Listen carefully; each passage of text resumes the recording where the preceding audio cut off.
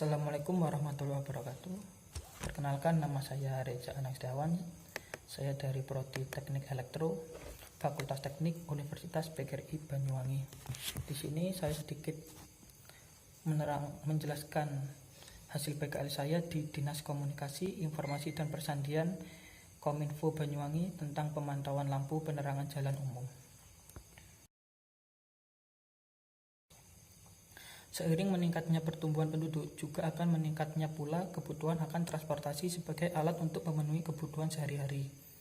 Terhitung perkembangan volume lalu lintas di perkotaan Indonesia mencapai 15% per tahun. Data ini diambil dari Nafi dan Gunawan pada tahun 2008 tentang polusi udara akibat aktivitas kendaraan dalam Health and Human Ecology Journal.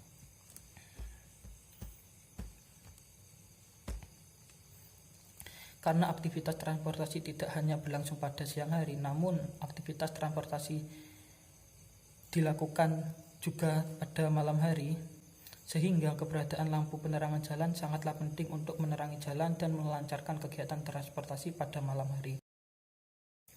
Penerangan jalan umum atau PJU adalah fasilitas yang sangat dibutuhkan oleh masyarakat saat malam hari tiba. Penerangan jalan lampu ini diperlukan guna meningkatkan keamanan lalu lintas, keamanan lingkungan, guna menjadi orientasi daerah pada saat malam hari tiba.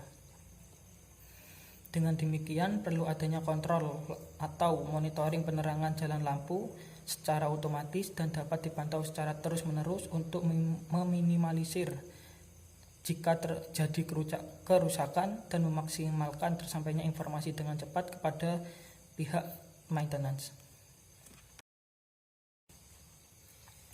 Teknologi yang diterapkan di alat kali ini adalah teknologi GPRS, yang dimana antar lampu dengan yang lain atau klenot dapat berkomunikasi dengan modul LoRa wireless untuk menginformasikan keadaan lampu masing-masing, yang selanjutnya oleh lampu pusat atau server node semua data tersebut dikirimkan melalui server. Topologi yang digunakan saat ini adalah topologi bintang, karena topologi bintang sendiri memiliki beberapa kelebihan, yaitu diantaranya satu, kerusakan pada satu saluran tidak akan mempengaruhi pada saluran lain. Yang kedua, tingkat keamanan yang baik. Dan yang ketiga, tahan terhadap lalu lintas jaringan yang sangat padat.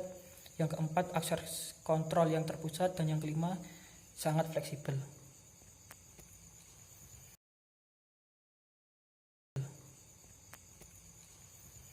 Ini adalah gambar skema rangkaian. Yang pertama yakni power supply atau adaptor dengan tegangan 5 VDC. Kemudian yang kedua ACS 712 sebagai sensor arus. Yang ketiga adalah ATmega 328. Yang keempat adalah LED indikator. Yang kelima yaitu relay 5 volt. Yang keenam yaitu SIM 800L mode FVB. Kemudian adalah LoRa wireless RA02. Untuk berikutnya kita saksikan simulasi alat yang disimulasikan di luar untuk mengetahui seberapa jauh jarak yang bisa ditransmisikan. Assalamualaikum warahmatullahi wabarakatuh. Selamat siang. Di sini kami bertiga mau melakukan uji coba alat, yakni dalam rangka PKL, tugas dari Kominfo Kabupaten Banyuwangi. Perkenalkan, nama saya Muhammad Arifin Ardi. Di sini saya memegang perangkat server node, dan di samping saya bernama Arif Setiawan dan saya memegang klenot. Dan saya Reza Anang Setiawan. Di sini saya memegang sebagai klenot 2. Nah, untuk selanjutnya kita akan melakukan uji coba terhadap jarak transmisi yang akan ditempuh oleh 3 perangkat ini. Kemudian melakukan analisis dan analisa data sesuai tupoksi kita masing-masing. Mari kita lakukan uji coba. Ya, kita mau melakukan uji coba. Namun ada sedikit penjelasan dulu, dimana di sini ada LED yang berfungsi sebagai indikator. Kalau indikator berkedip 2-3 bling seperti ini dengan cepat, dia menandakan sedang mencari jaringan GPRS.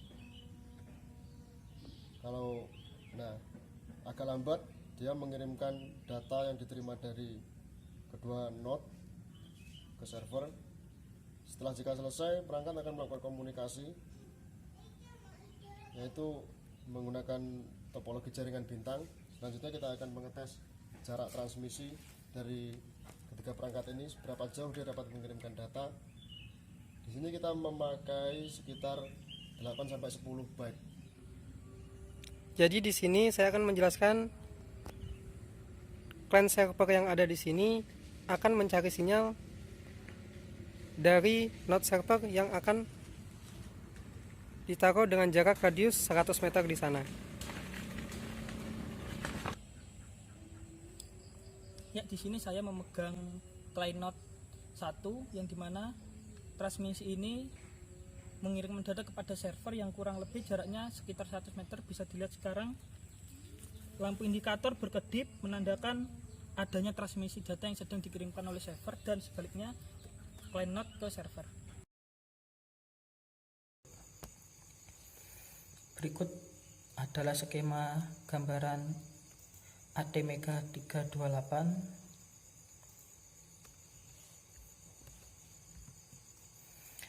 yang dimana AT328 memiliki 32 pin dan memiliki 28 pin yang dibagi menjadi 3 pot.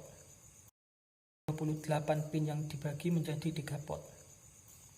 Di antara 3 pot itu adalah yang pertama yakni pot B, pot C, dan pot D. Dapat dilihat gambar di samping, yang dimana 20 pin tersebut sebenarnya dapat berfungsi sebagai input maupun output, tetapi dalam hal ini dibagi menjadi